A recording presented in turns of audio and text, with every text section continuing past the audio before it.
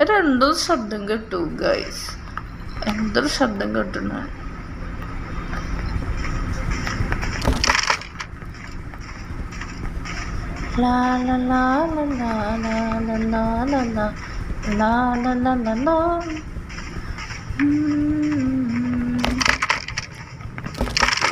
Guys ഇന്ന് ഇവിടെ ഇല്ല, ഞാൻ ഇവിടെ അത് ഉണ്ടാവുമെന്ന് ചോദിച്ചാൽ അതിനെ കാണുന്നില്ല ഗൈസ്.